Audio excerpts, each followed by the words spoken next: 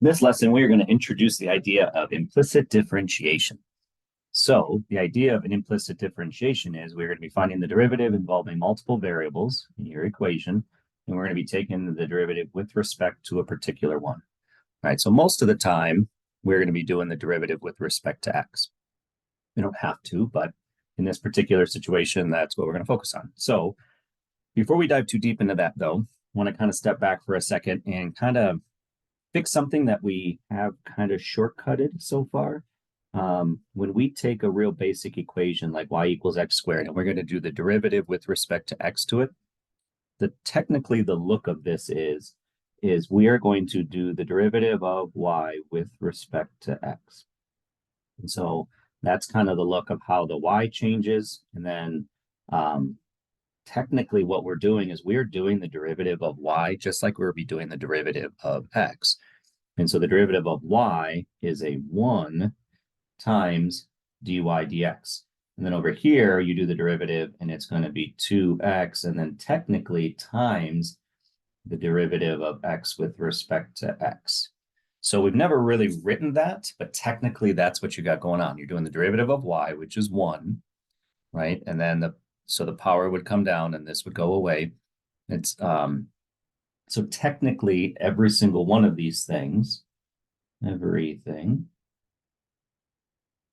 is technically a chain rule.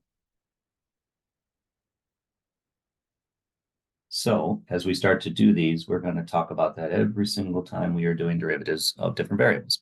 So on this thing, we are going to take the derivative. We're going to find dy dx.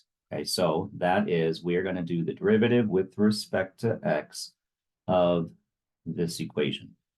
And let me step back to that one just for a second. Now, normally we've never really talked about this in the past because this just goes away. So really we would simplify this to being dy dx equals 2x.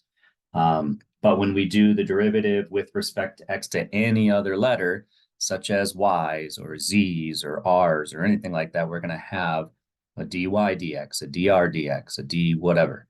Okay, so on the x's, we'd have a dx dx, except that's unnecessary. So when we're doing the derivative of this, we'll write it out just kind of fancy the first time, is we're going to do the derivative with respect to x. So that's going to be a 2x, technically dx dx, derivative of x with respect to x, plus 2y dy dx equals derivative of a constant is 0. Now, I won't be doing this anymore, but just to kind of get a feel that every single letter is going to have this extra piece associated to it. So that's going to go away. And then the whole idea is that we're trying to calculate this, which actually means we now need to solve for dy dx. Right, and that we're going to do over here. So our equation is 2x plus 2y dy dx equals 0. So if we're trying to isolate that, we're going to subtract the 2x over.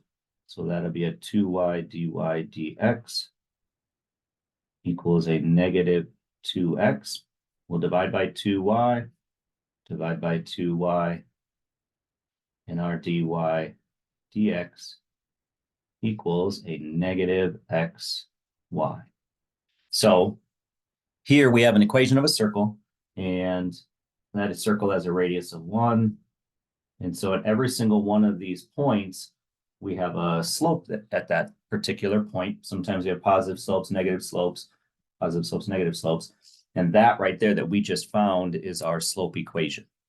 So if we wanted to know the slope in any particular one of those points, we would be plugging in that coordinate, which is what we're going to do right here, and we can find our slopes. So if I'm doing a 1/2 root 3 over 2, it's going to be somewhere on that curve. I know I'm going to get a negative slope on this one. And then if I'm doing this one, I have a 1/2, and then I'm down, I should have a positive slope. So negative slope for that, positive slope for that. So let's finish this problem. So for us to find this one, and we're looking to find the slope, which means we are finding dy dx. We have our equation. Our equation is negative x over y. So there's our x value. We're going to change the sign. negative 1/2 over the y value of root 3 over 2.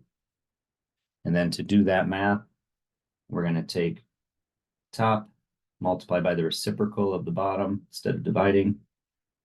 Oops, that's a 3. Cancel those. So our slope would be a negative 1 over root 3. And then if we're asked to rationalize it, then we would multiply by root 3's and get a negative root 3 over 3. So at that point up here, we should have a negative slope of some kind, and this agrees.